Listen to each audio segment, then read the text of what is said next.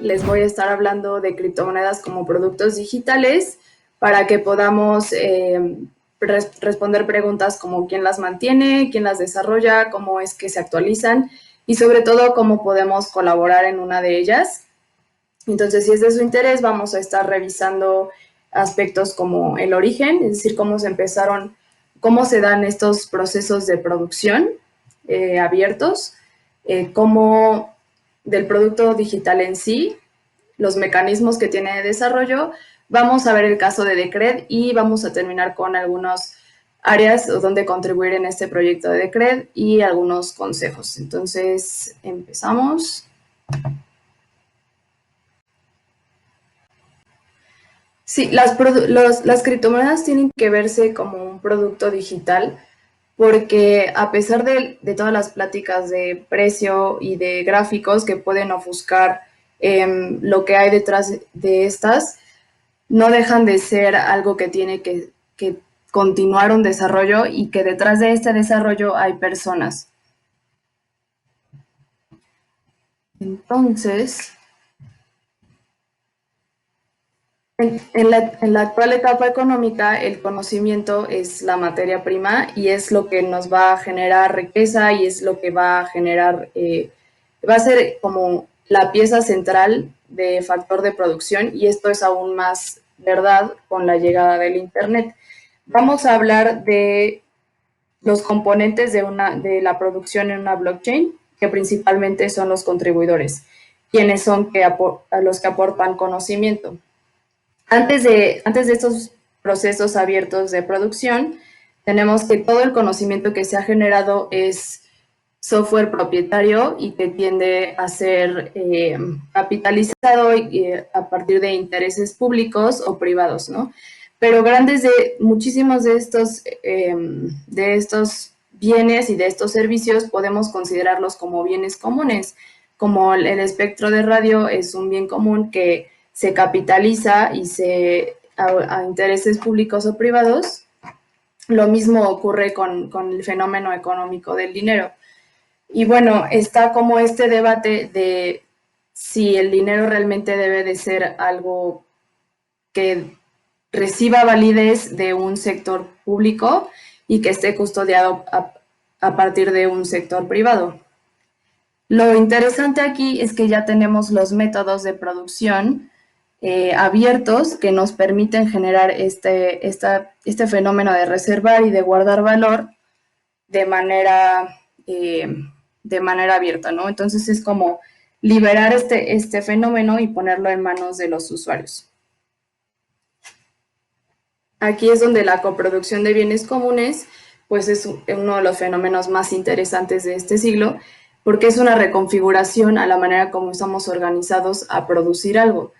Generalmente, si queremos iniciar un proyecto o una actividad, pensamos en un grupo de interesados, un grupo de individuos que tiene el capital o que tiene las herramientas o tiene el conocimiento para llevar a cabo esta actividad.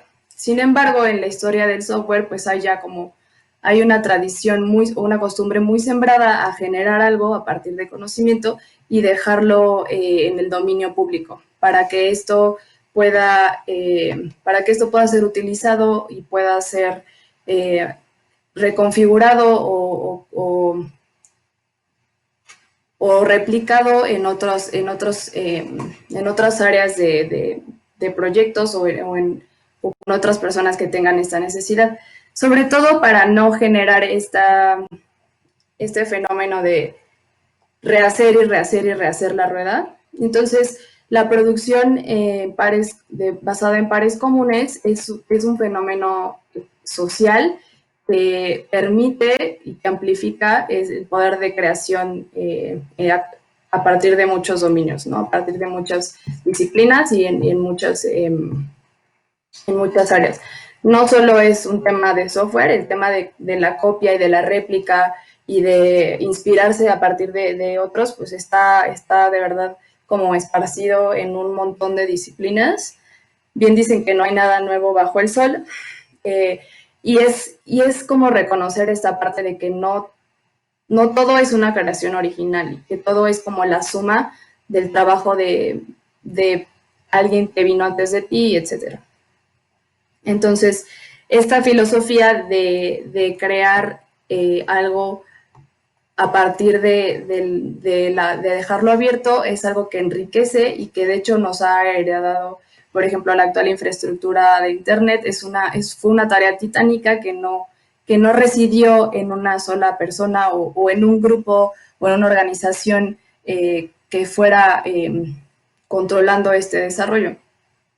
También es como un plus para liberar ideas y creatividad, porque no estás dependiendo de solo una cosmovisión o un conocimiento específico de algunas personas. Entonces, la contribución tiene como muchísimas ventajas y esto llega al punto de decir, ok, o tenemos todas las tecnologías o tenemos todas las herramientas de crear y de replicar el dinero como un bien común. Si este fenómeno o este bien o este producto o lo consideramos que es producido por pares, podríamos decir que debe cumplir con 6 puntos, que es un sistema de contribución abierto, es decir, eso optas participar o contribuir en él, donde es de abajo hacia arriba, por así decirlo, donde se va a coproducir y se va a coadministrar una infraestructura en común. Y de esta infraestructura vamos a generar un beneficio que va a ser distribuido a una comunidad. Esta comunidad es tanto la comunidad de creadores, porque están iniciando este desarrollo generalmente porque quieren verlo o porque quieren utilizarlo, y de usuarios en general. Es decir, no es necesario que yo me involucre en la producción de este bien común para gozar de él. El beneficio es abierto, tanto la producción, tanto el beneficio. Y las criptomonedas están perfectamente en esta categoría. Entonces, tienes una comunidad de contribuidores que va a crear este bien inmaterial, el cual recrea el fenómeno económico de transferencia y reserva de valor, ¿no? Y por lo tanto tienes un dinero o una moneda digital. La infraestructura sería la red y el beneficio que se deriva podemos pensar que es la moneda. Y en el caso de las criptomonedas se utilizan redes computacionales distribuidas y al ser un producto digital el software está en el centro. Y bueno, estos datos que se transfieren implican, y estas redes que se utilizan implican infraestructura, que hay que modificar, actualizar, desarrollar, en fin, las blockchains son código, ¿no? Y esto pues no es noticia para nadie, pero nuevamente a raíz de estar hablando de precio o de estar comparando proyectos o de estar perdidos en el ruido que es esta industria, porque la verdad es que se mueve muy, muy rápido, se nos olvida que hay gente detrás de estos proyectos que necesita concentrarse y mantener el desarrollo de estas blockchains. Sobre todo por el tamaño que han llegado a tener y la cantidad de valor que reservan. Bueno, ya a comparación de ciertas monedas como lo son el dólar, el euro, pues ya son redes bastante importantes que hay que mantener y que hay muchísimo interés de que este desarrollo sea constante y no sea tan pues sí, tan aleatorio. Por lo tanto, está la necesidad de que los mecanismos de desarrollo que haya detrás de estas blockchains sean lo más estables posibles.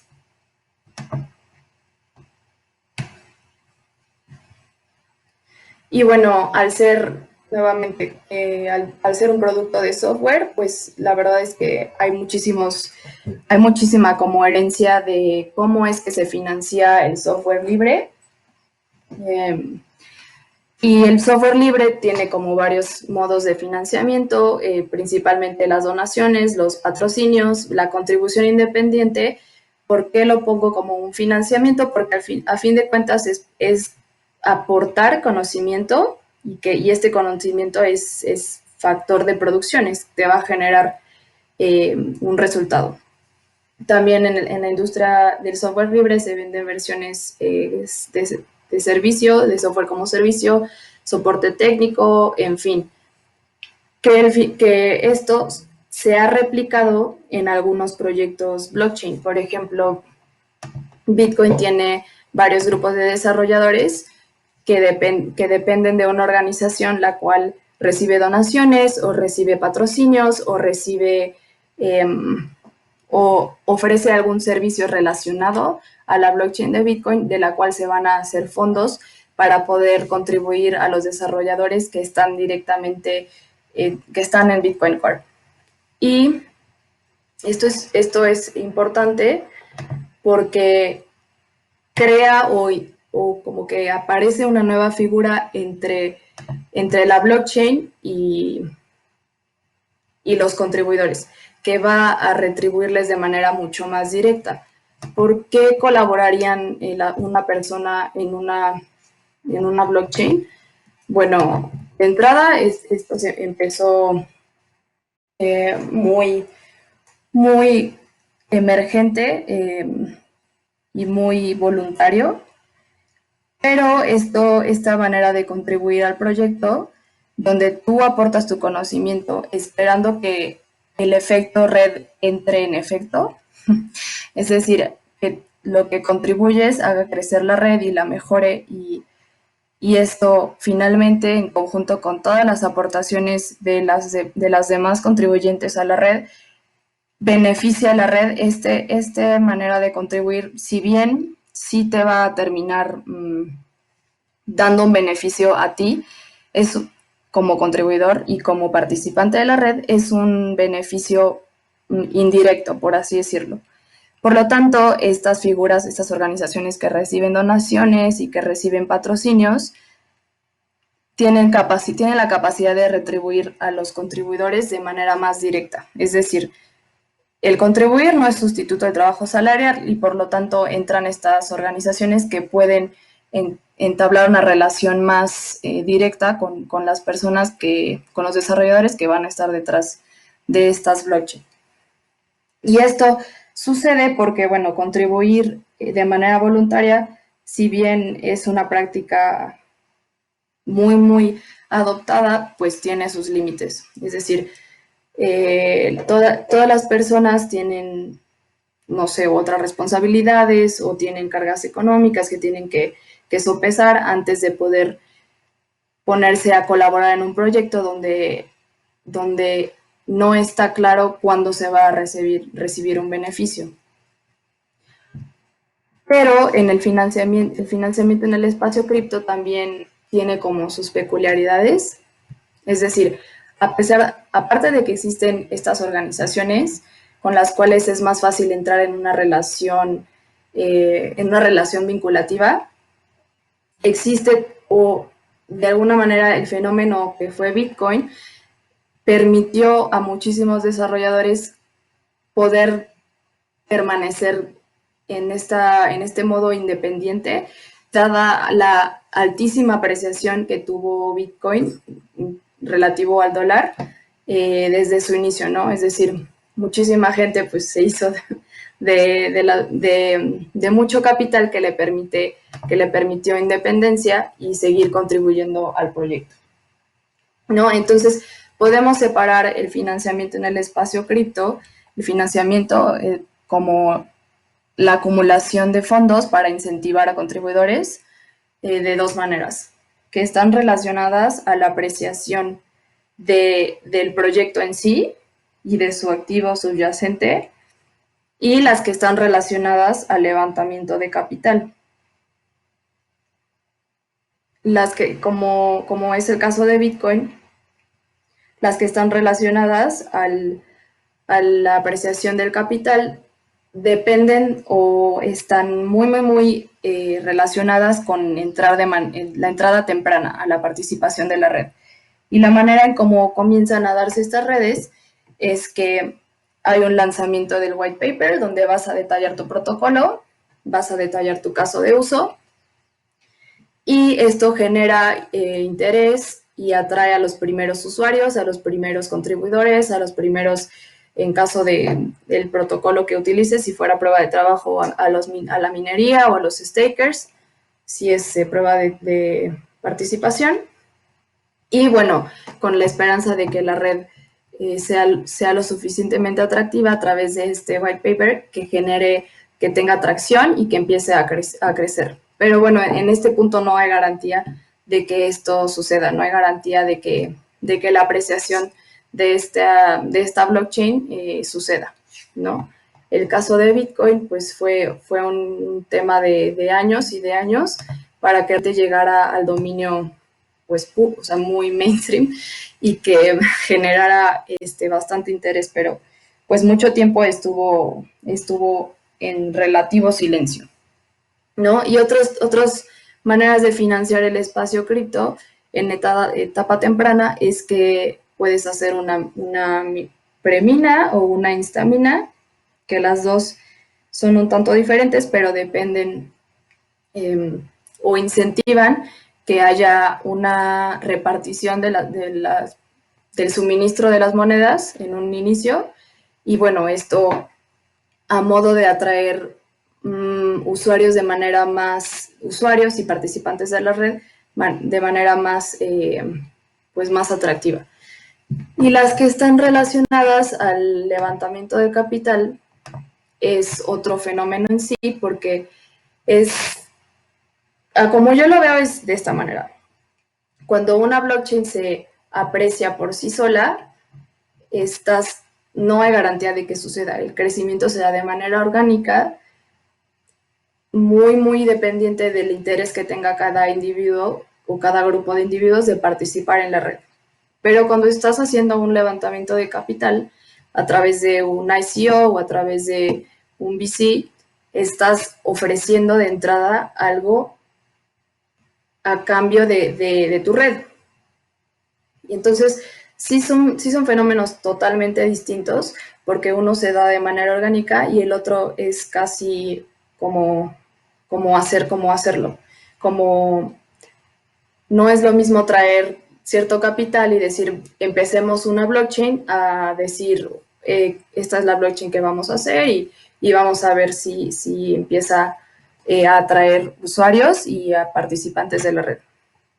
Pero bueno, relacionado al levantamiento de capital, podemos ver las ICOs, cuyo boom fue en el 2017 y bueno, a partir de ahí ya no ha habido tantas locuras, pero ha habido nuevos modelos o nuevas maneras de hacer un mismo anuncio de ofrecimiento de estos tokens o de estas criptos a cambio de algo, ¿no? Y el tema aquí crucial es que desde el inicio, desde el momento en que anuncias este proyecto, estás tasando tu cripto o tu token por la oferta, o sea, estás poniéndole un precio o un costo para que este proyecto precisamente pueda financiarse. Y ya hay un grupo, por tanto, ya hay un grupo de desarrolladores o ya hay algún grupo de fundadores detrás de esto que van a ser custodia y que van a tener total responsabilidad de estos fondos. Y bueno, hay una serie de variantes. El IEO es igual un initial coin offering, pero a través de un exchange. Por ejemplo, Binance hace esto mucho. Están los ICOs, que es ofrecer pues, el ofrecimiento de un token. Y bueno, hay esta diferenciación porque los tokens están respaldados por algo en el espacio físico, ya sea bienes raíces o ya sea arte o no sé, oro o lo que sea. Está el IDOs, que es nuevamente ofrecer tu token o tu cripto a través de un exchange, pero descentralizado, como fue el caso de Ravecoin. Y están los VCs, que bueno, esto es el ejemplo clásico del capitalismo, bueno, del modo capitalista, es decir, un grupo de personas que tiene capital y que tiene un objetivo en común, por lo tanto lo da, y tú ganas un lugar en la mesa y en las decisiones del proyecto, y bueno, es poner los intereses de de este grupo sobre la red. Entonces, también hay un debate de qué tan ético es hacer este tipo de levantamientos, si realmente es algo que está alineado a la filosofía de descentralización y es algo que tiene sentido como mecanismo de desarrollo para un proyecto como estos, una blockchain que pues es básicamente declarar que es un bien común para sus usuarios.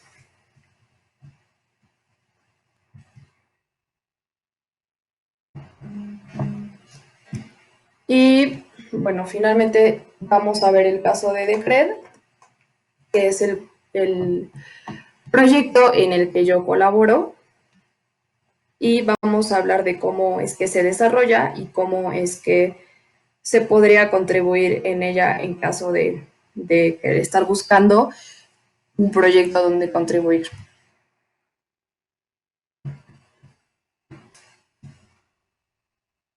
Bueno, esta palabra de la DAO seguramente la han oído en muchos lugares o la han leído, y es en esencia hablar de esta organización de personas que están totalmente distribuidas y que están actúan de manera autónoma, pero que tienen un objetivo en común, ¿no? Entonces, estamos hablando de un montón de actores dentro de esta red que que vienen de diferentes disciplinas, que tienen diferentes visiones, tal vez, de cómo hacer las cosas, pero que tienen el mismo fin en común. En el caso de la DAO de Decred es hacer una reserva de valor superior y, bueno, siempre buscar que este sea lo más segura posible, que sea adaptable y que sea sostenible. Y este ecosistema es quien se va a estar encargando del crecimiento y del mantenimiento de la red,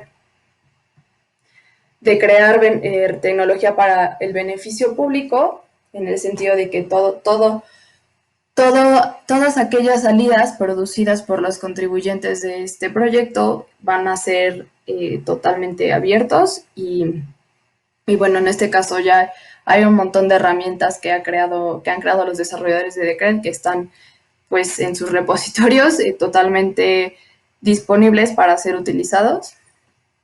Y bueno, la manera en cómo se organizan o quienes participan de esta red lo podemos separar entre los holders, los stakeholders, que hay una diferencia, contribuyentes y contratistas, que también hay una diferencia, más una tesorería.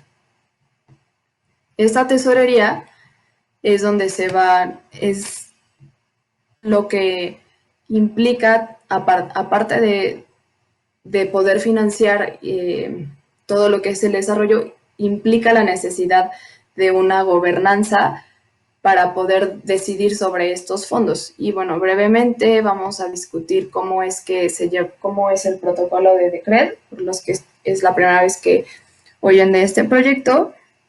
Decred es una reserva de valor, es una criptomoneda cuyo caso de uso es ser una reserva de valor que tiene un protocolo híbrido, es decir, está el componente de prueba de trabajo y está el componente de prueba de participación. Y el tema de la prueba de participación es que te va a permitir participar tanto en la gobernanza en cadena, tanto fuera de la cadena. Lo que va a permitir que puedan generarse cambios en el consenso que van a terminar en un hard fork, pero que van a ser dirigidos por la comunidad y que se va a poder decidir sobre los fondos de este proyecto. Este proyecto está repartido, la recompensa de bloque está repartido 60% se va a los mineros, el 30% se va a los stakers y el 10% se va a financiar esta tesorería. Y la manera en cómo se decide sobre los fondos de esta tesorería es lo que te diferencia de ser un holder. Es decir, para que yo sea un stakeholder dentro de este ecosistema, tengo que tener cierta cantidad de monedas encapsuladas o bloqueadas en un ticket. Y este ticket te bloquea estos fondos por una cantidad de tiempo, alrededor de 144 días, de 28 a 144 días, y este ticket te va a permitir votar en los proyectos que se van a generar con estos recursos, más asegurar la red. Es decir, cada bloque que se va minando se tiene, por los mineros, se tiene que de ahí aprobar por los stakers. Entonces es como un doble rol. A la vez que yo soy stakeholder, tanto aseguro la red, tanto puedo votar sobre los fondos de esta tesorería. Y bueno, este mecanismo no es únicamente como una funcionalidad interesante, sino un papel importante o una solución importante que los desarrolladores fundadores de este proyecto veían que no había en la red de Bitcoin. Estos dos fundadores, que se llama Taco Time e Insop, que también son personajes anónimos, eran desarrolladores en BTC Core y precisamente veían como los puntos endebles de Bitcoin, en donde el usuario no tenía manera de poder interceder en el proyecto para nada, ¿no? Estaban los desarrolladores que tienen pues mucha injerencia en el proyecto, tanto los mineros, pero los usuarios como que no estaban por ningún lado. Entonces, en este proyecto cualquier persona se puede apropiar de la red a través de su voz y de su voto, a ligarlo a la cantidad de fondos bloqueados que tiene en este ticket. Y bueno, el lugar en donde se van a reflejar todas estas plataformas y todas estas propuestas, de estas conversaciones, se llama Politeia.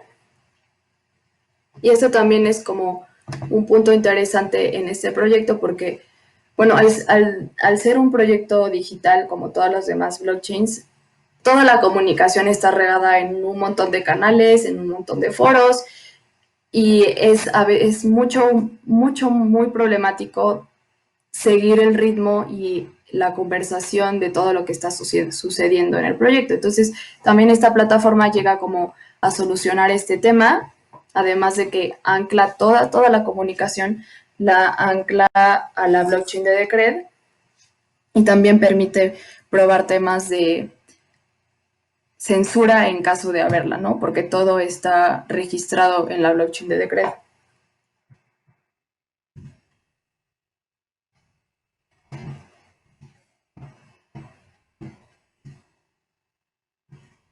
Y bueno, esta DAO, esta colección de personas que el proyecto ha votado un total de 85 propuestas, las cuales 40 han sido aprobadas y 5 de estas han finalizado con cambios en el consenso. Y esto es súper relevante porque son cambios que han sido coordinados y aprobados por la comunidad. Es decir, en vez de haber como toda esta dificultad de tomar decisiones para generar cambios en la red, a partir de este proceso de gobernanza se pueden realizar y bueno, ya tenemos hasta cinco cambios hechos. Y si quieren ver un poquito más de eso y echarle ojo, esta es la liga donde pueden hacerlo. Y bueno, ¿dónde podemos contribuir en esta DAO? Como mencionamos, aparte de desarrolladores, la verdad es que hay un montón de trabajo que hacer en este tipo de proyectos. En general, hasta conversaciones con exchanges y procesadores de pagos. Muy bien, Ana, muchas gracias. Si gustas dejarnos tus datos de contacto. Sí. Sí, porque hay un montón de información que ver sobre cómo contribuir en el proyecto. Sobre todo el tema de trae tu propio proyecto. La verdad es que es un sistema de coproducción donde Si tú tienes algo que aportar, puedes ir. Entonces, podemos entrar a estas redes. Yo estoy como Arcade en Twitter y el Telegram es Decred y ahí estoy todo el tiempo. Y pueden buscarme ahí, hacer cualquier pregunta sobre cómo contribuir específicamente en este proyecto, ya que hay manera de entrar como en esta relación y recibir retribución directa del proyecto, porque están los fondos disponibles y porque, bueno, siempre se está buscando talento que pueda hacer crecer esta red. Entonces, ahí pueden buscarme, hacerme todas las preguntas que quieran. No sé, ya no sé si hubo preguntas, ya no hay tiempo, ¿verdad? Sí, no, por tiempo ya no se podría, pero si tienen alguna duda, pues igual que te escriban a tus redes.